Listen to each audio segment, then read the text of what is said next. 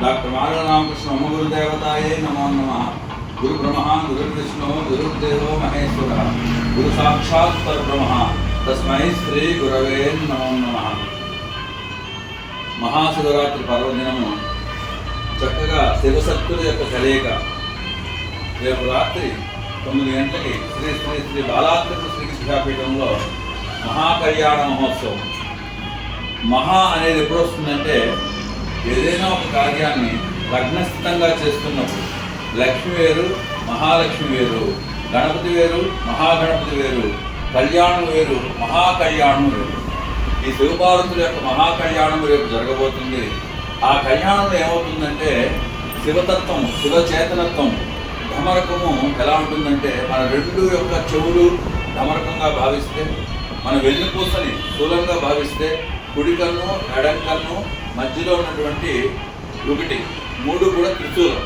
ఆ త్రిశూలంగా ఉన్నటువంటి శక్తి ఏదైతే ఉందో వెన్నుపాము అంటాము. చక్కగా శివపార్వతుల లగ్నస్థితి ఎలా అవుతుందంటే అమ్మవారి యొక్క వరదహస్తము, అయ్యవారి యొక్క అభయహస్తము, ఆ రెండిటూ కూడా కలిసిన లగ్నస్థితం ఏదైతే ఉందో ఆ లగ్నంలో కానీ కళ్యాణాన్ని శ్రద్ధగా వీక్షించిన, ఆ కళ్యాణ మంత్రాలు విన్నా, కళ్యాణ కాంతుల్ని తిలకించిన, ఆ శివపార్వతుల కళ్యాణాన్ని చూసిన మొట్టమొదట పరిస్థితి ఎలా ఉన్నా కూడా ఆ చెయ్యి కదా, ఆ కన్ను కదా, ఆ దేహం కదా. అటువంటి శివరాత్రి రోజు చేసేటువంటి సేవ, శ్రవణము, జపము, హోమము, మహాకళ్యాణము. అటువంటి మహాకళ్యాణానికి అందరికీ కూడా ఆహ్వానము. శివపార్వతుల యొక్క అనుగ్రహం అందరికీ కలగాలని చెప్పి వాగర్ధాయువ సంప్రక్తో వాగర్ధ ప్రతిపత్తి జగతః పితరౌ వందే పార్వతీ పరమేశ్వరాభ్యో నమః. ఆ శివచేతనత్వంలో రకరకాలైనటువంటి జీవిత విధానాలు ఉంటాయి. శివుడి యొక్క వాహనము ఎద్దు, అమ్మవారి యొక్క వాహనము సింహము, రెండిటికి కూడా పడదు. గణేశుడి యొక్క వాహనం ఎలుక, ఆయన స్వయంగా సుబ్రహ్మణ్యుడి సర్పము, సర్పానికి ఎలక్కి పడదు. శివుడి మెడలో ఉన్నటువంటి వాసుకి, విష్ణుమూర్తి యొక్క వాహనం గరుడు. ఈ రకరకాలైనటువంటి బద్ధమైనటువంటివన్నీ కూడా ఒకే చోట కలిసి చేసేటువంటిగా ఆ స్వామివారి యొక్క అనుగ్రహం ఎలా కోరుకోవాలట? అయ్యా పరమేశ్వర ద్రాపే అందసస్పతే దరిద్రం నీలలోహిత, అయ్యా నీ కంటి చూపు పడేస్తే చాలుట. ఇలా రకరకాలైనవన్నీ కూడా మన మీద ఎలా అయితే కలిసిమెలిసి పనిచేసుకుంటున్నాయో ఆ విధంగా ఆయన కన్ను పడితే చాలు దారిద్ర్యం అనేది వెళ్ళిపోతుందట.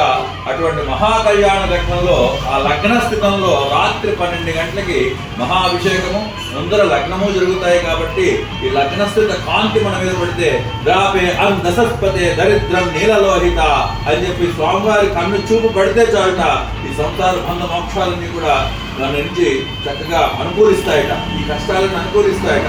కాబట్టి అటువంటి మహాసుమేరైనటువంటి పర్వతరాజుని అమ్మవారికి, అదేవిధంగా సుమంగళుడు మంగళస్త్రయుడు మహాశివుడికి జరుగుతున్న వివాహ ఘట్టానికి అందరికీ ఆహ్వానము. అందరూ పాలు పంచుకోవాలి.